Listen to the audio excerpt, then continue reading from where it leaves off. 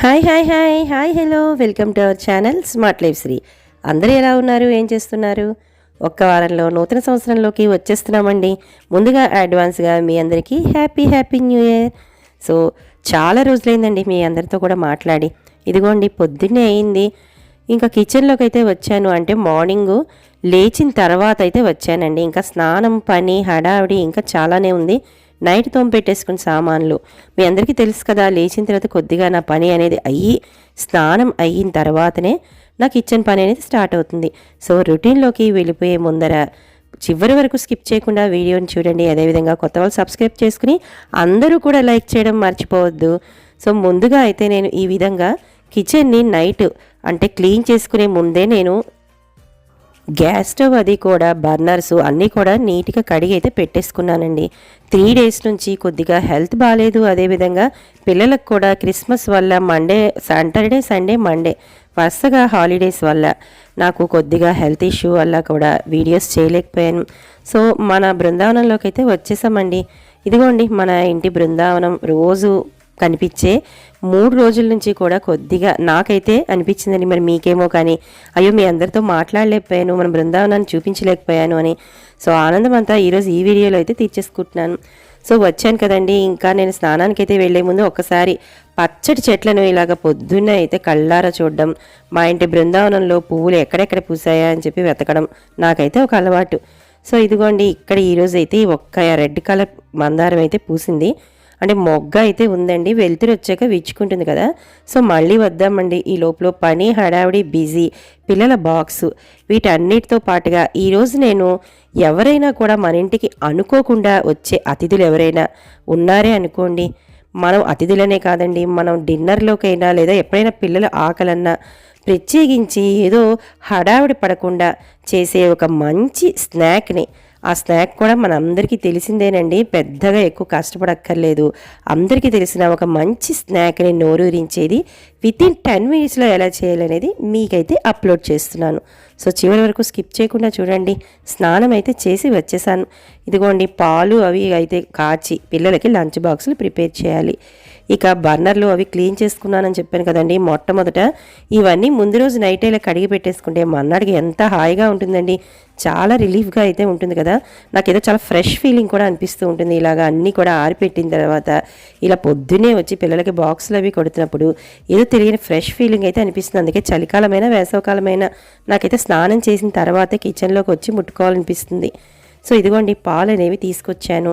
ఇప్పుడు ఇక్కడ చూపిస్తున్న ఈ పాలు మేము నిన్నటి నుంచి కొద్దిగా గేదె పాలను అంటే ప్యాకెట్ పాలు కాకుండా ఒక 1/2 లీటర్ అయితే వేయించుకుంటున్నామండి. ఎలా ఉంటుందో చూడాలి. మరి కాఫీ అది ఎప్పుడో చాలా ఏళ్ళు అయిపోయిందండి పోయించుకుని. సో 1/2 లీటర్ అయితే ఇక్కడ పోయించుకున్నాం. దీంతో కాఫీ అనేది కాచి టేస్ట్ అనేది చూడాలి. ఇక్కడ కత్తెర కట్ చేస్తుంటే నాకు మీకు ఒకటి చూపించాలి అని అనిపించిందండి. ఇదిగో నిన్న మా చిన్నవాడి ఇంట్లో అయితే ఉన్నాడు కదా 3 days నుంచి, వాడి చేతిలో అయితే ఇలాగా సిజరు కట్ అయిపోయిందండి. అనుకోకుండా ఇలాగా విరిగిపోవడం వల్ల వాడు ముందు భయపడ్డాడు. అంటే అయ్యో వేస్ట్ అయిపోయింది కత్తిర అని. నాకు కూడా ఎప్పుడు కూడా కిచెన్లో థింగ్స్ తీసుకుంటే కొద్దిగా కోపం అయితే వస్తుందండి. స్పెషల్గా వాళ్ళు విడిగా పెట్టుకోరు, నా కిచెన్లో వస్తువులన్నీ వాడేస్తుంటారు. ఇక అమ్మ ఉండు నేను ఇక్కడ రిపేర్ చేస్తాను అని చెప్పి, అంటే మేము రేపు కొనుక్కోవడానికి టైం పడుతుంది కదా, ఈ లోపు నువ్వు కొనుక్కునే వరకు ఇలా యూస్ చేసుకోని భలే అయితే ఈ కత్తిని చూడండి ఈ విధంగా అయితే నాకు సెట్ చేశాడు. బాగుందండి, చాలా బాగా అనిపించింది. ఎందుకంటే సెల్లో టేప్ని ఈ విధంగా వేసి అవసరానికైతే ఇది ఉపయోగించేలాగా చేశాడు. ఇక్కడ మీకు చూపిస్తున్న ఈ థంబ్నెయిల్లో వాడు అంతకుముందు ఇలాంటివన్నీ కూడా అంటే మా మ్యారేజ్ డే కూడా చూపించారండి. వాడు చేసే కొన్ని పనులు ఏమిటో నాకు భలే నచ్చుతాయండి. భలే ఆలోచించే విధానం కూడా చాలా బాగుంటుంది వాడికి అని చెప్పి నాకు మీతో షేర్ చేయాలని షేర్ చేస్తున్నాను. అయిపోయిందండి. ఇదిగో వరుసగా పనుల్లోకి అయితే దీపాన్ని కుక్కర్ పెట్టేశాను, పాలు కాచేస్తున్నాను. అదేవిధంగా పిల్లలకి ఈరోజు లంచ్ బాక్స్లోకి అయితే దొండకాయ ఫ్రైతో పాటు తోటకూర అయితే ఇస్తున్నానండి. దాన్ని అయితే ఇక్కడ చూపించలేదు. సో ఇలాగా బాల్కనీలోకి అయితే వచ్చానండి. ఇందాక పువ్వు విచ్చుకుంటుంది కదా అని. సో ఇదిగో వచ్చానండి. చక్కటి పువ్వు అయితే విచ్చుకుంది. చూసారు కదా ఎంత బాగుందండి.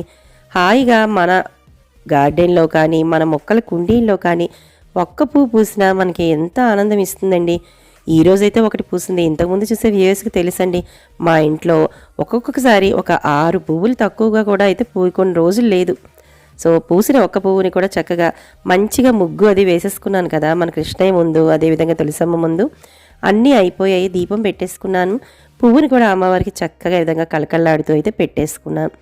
ఇంకా లంచ్ బాక్స్ ఐటమ్స్ అయితే చూపించట్లేదు, కానీ నేను చేసిన పావు బాజీ స్నాక్ని అయితే మీతో షేర్ చేయాలి. అది కూడా చెప్పాను కదండి, ఎవరైనా కూడా వస్తున్నాము అని చెప్పి ఒక 10 నిమిషాల ముందు వాళ్ళు చెప్పినా చాలండి, ఇంట్లో ఏమీ లేకపోయినా టక్ కట్టక్కమ్మని చెప్పి ఈ పావు బాజీని సూపర్ టేస్టీగా బండి మీద మనం తీసుకొచ్చి వాళ్ళకి ఇచ్చామా అన్నంత టేస్టీగా మన ఇంట్లోనే ప్రిపేర్ అయితే చేసేయచ్చు.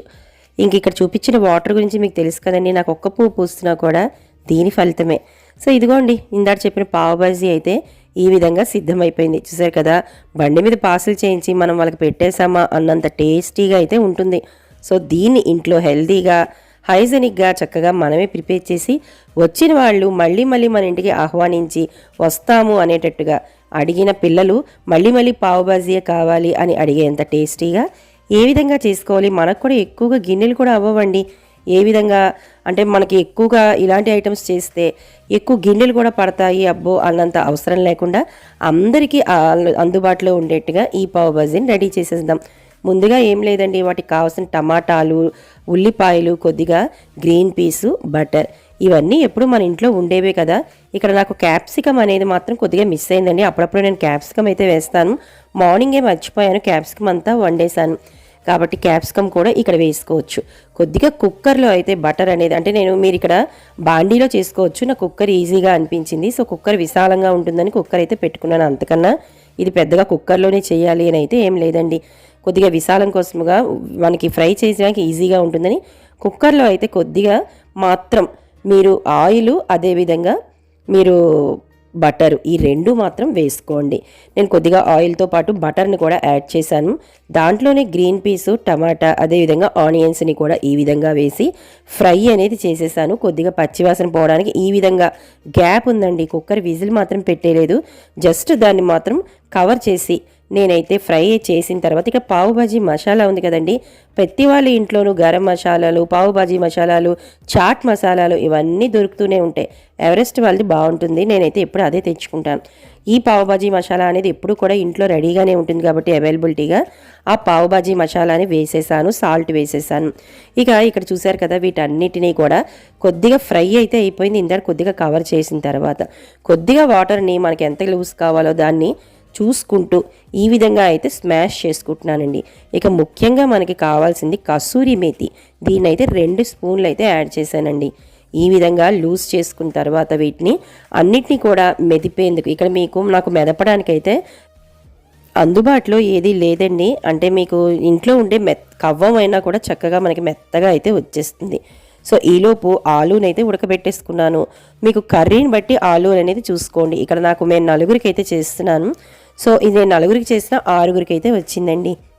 సో ఇక్కడ 5 బంగాళదుంపలను అయితే ఈ విధంగా తీసుకున్నాను. వీటిని ముందుగానే కుక్కర్లో అయితే ఉడకబెట్టేసుకోవడం వల్ల నాకు చాలా ఈజీగా 10 నిమిషాల్లో అయిపోయింది. ఇక్కడ చూసారా, చల్లారి పెట్టేశాను. ఇవన్నీ కలిపి మిక్సీ అయితే చేసేసానండి. ఇందులో వేసింది కూడా ఏమీ లేదు కదా, అన్నీ చాలా సింపుల్ ఇంగ్రీడియంట్స్తో పాటుగా ఈజీగా ఇంట్లో తొందరగా అయిపోయేవే. సో ఇందాక నేను మిక్సీ చేయడానికి తీసిన తర్వాత అదే బాండీలో, అంటే మీరు బాండీ చేస్తే బాండీ, లేదంటే ఇలా నాలాగా కుక్కర్ తీసుకుంటే అదే కుక్కర్లో కొద్దిగా అడుగంటకుండా ఆయిల్ అయితే మాత్రం ఇక్కడ వేసుకున్నానండి. ఇందాక రుబ్బిన పావు బాజీ కర్రీ అయితే ఉంది కదా, దాని అంతా కూడా మళ్ళీ ఈ ఆయిల్ బాండీలోకి అయితే తీసేసుకుంటున్నాం. ఇందాక ఉడకబెట్టిన ఆలు ఎలాగా ఉంది, ఇక మనం ప్రత్యేకించి ముక్కలు కోసుకుని ఇది ఏం అవసరం లేదండి. చక్కగా మనకి కర్రీ అనేది బయటన బండి మీద వాడు ఇచ్చేట్టుగానే చక్కగా ముద్దలాగా వస్తుంది. సో మీరు కట్ చేసిన ఆలు అవసరమే లేదు, హ్యాపీగా ఉడికిపోయిన తర్వాత ఆలుని ఇలాగ స్మాష్ చేసుకుని చేతిలోనే ఈ కర్రీలో అయితే వేసేసుకోండి.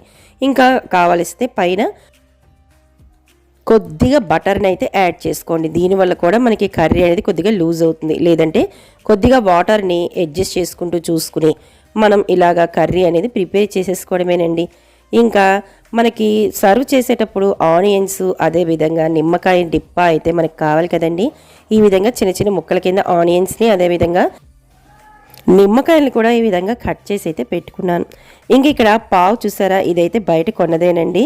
మా నలుగురికి 4 అంటే మా పిల్లలిద్దరితో పాటు మా వారికి నాకు తలో 2 బయటైనా కూడా ఇంతే తింటాం కదండి. ఒక ప్లేట్కి 2 పావు ఇస్తాడు. సో వీటినైతే ఇలా తెచ్చుకున్నాను, మధ్యలో కట్ చేసుకున్నాను. ఇక పెనాన్ని కాలేసి కొద్దిగా హీట్ ఎక్కిన తర్వాత దానికైతే బటర్ అంతా కూడా అప్లై అయితే చేస్తున్నాను. ఎంత టేస్టీగా ఉంటుంది అంటే ఎవరైనా కూడా మన ఇంటికి వచ్చినప్పుడు ఈజీగా టేస్టీగా చేయాలి అంటే మాత్రం, అది కూడా హెల్తీగా ఇంట్లోనే చేసి పెట్టాలంటే ఈ రెసిపీని సరే ట్రై చేయండి. ఇక కట్ చేశాను కదండి, ఈ విధంగా చూసారా, మధ్యలో కట్ చేసి ఆ బటర్ మీద పెట్టంగానే చక్కగా బటర్ అంతా కూడా పావు పీల్చేసుకుంది. మరి మనకైతే తక్కువ బటర్, అందులో నేనైతే బటర్ అస్సలు వేసుకోనండి, నేను నార్మల్గానే కాలుస్తాను. ఇక బటర్ పావు అంటే పిల్లలు చాలా ఇష్టపడతారు. మరి బయట నుంచి వచ్చిన వాళ్ళకి కూడా కొద్దిగా టేస్టీగానే ఇవ్వాలి కదా, అందుకని అడిషనల్గా కొద్దిగా బటర్ అనేది అప్లై చేశాను. చూసారు కదా, టేస్టీ బటర్ పావ్ భాజీ ఎంత టేస్టీగా ఉంది అండి, ఎంత చక్కగా కూడా ఓపెన్ చేస్తే బాగుందో కదా. ఇంకా ఇందాక మనం రెడీ చేసుకున్న ఆనియన్స్, అదేవిధంగా నిమ్మకాయతో పాటు వేడి వేడి కర్రీని ఇలా అయితే వేసి సర్వ్ చేయండి.